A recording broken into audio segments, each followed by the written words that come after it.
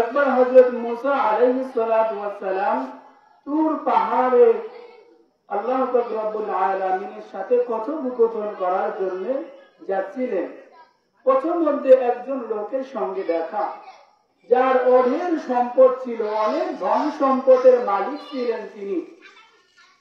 মুসা আলাইহিস সালামকে বললেন, হে মুসা, তুমি তো আল্লাহর কাছে যাচ্ছ, তুমি আল্লাহকে একটু আল্লাহর কাছ থেকে জেনে আসবে যে আমার এই ধন সম্পদ কি করলে কমবে। আমার তো অনেক ধন সম্পদ, এত ধন সম্পদ আমার প্রয়োজন নাই, আমি কি করলে আমার এই ধন সম্পদ কমবে। আর আমরা চাই কি ধন সম্পদ বাড়াইতে।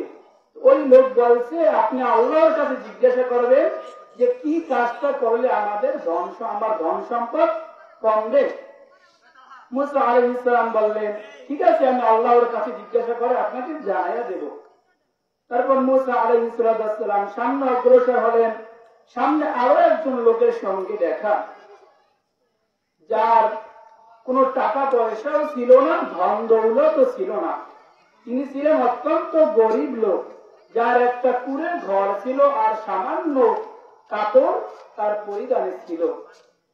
মুসা আলাইহিস সালামকে ওই লোকটা বললেন যে আপনি একটু আল্লাহর কাছ থেকে জেনে আসবেন যে রব্বুল আলামিন কি করলে আমার ধন সম্পদ বাড়াইয়া দেবেন। একজন চাইছে কমাইতে, আর একজন বলছে কি করলে আমার ধন সম্পদ বাড়বে। মুসা আলাইহিস সালাম বললেন, ঠিক আছে, আমি আল্লাহর কাছ থেকে জেনে এসে আপনাকে জানাইয়া দেব। মুসা আলাইহিস সালাম আবার সামনে অগ্রসর হলেন।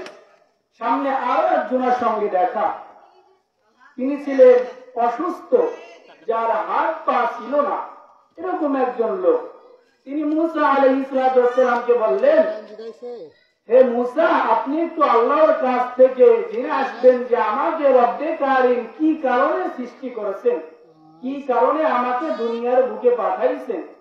মুসা আলাইহিস সালাম বললেন, ঠিক আছে, আমি আল্লাহর কাছ থেকে জেনে এসে আপনাদেরকে জানাইয়া দেব। মুসা আলাইহিস সালাম তুর পাহাড়ে গেলেন, আল্লাহর সাথে কথোপকথন করলেন। আসার পথে ওই যে প্রথম লোকের দেখা, যিনি বলেছিলেন যে কি করলে আমার ধন সম্পদ কমবে, ওই লোক বলল, হে মুসা, আপনি কি আল্লাহর কাছে জিজ্ঞাসা করেছিলেন কি করলে আমার ধন সম্পদ কমবে? মুসা আলাইহিস সালাম বললেন, আপনি যদি শুকরিয়া আদায় কমাইয়া দেন, দেখবেন আপনার ধন সম্পদ কমে যাবে।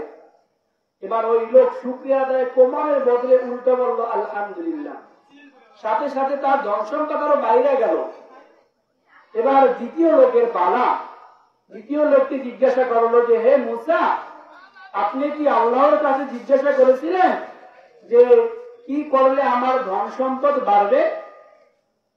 মুসা আলাইহিস সালাম বললেন, আপনি আল্লাহর কাছে বেশি বেশি শুকরিয়া আদায় করেন, দেখবেন আপনার ধন সম্পদ বেড়ে যাবে, আগের তুলনায় অনেক বেড়ে যাবে।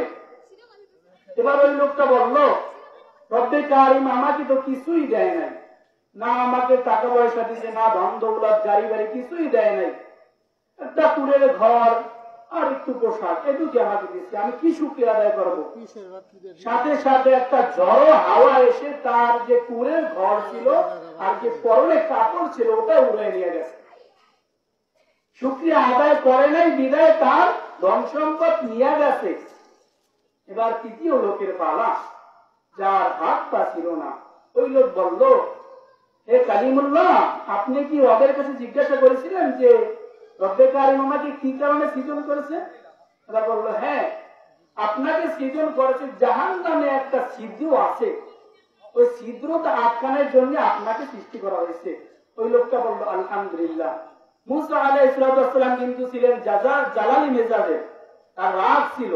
মুসা আলাইহিস সালাম রাগান্বিত হয়ে গেলেন, হ্যাঁ, তোমাকে সৃজন করা হয়েছে জাহান্নামে ছিদ্র আটকানোর জন্য, তুমি শুকরিয়া আদায় করলা?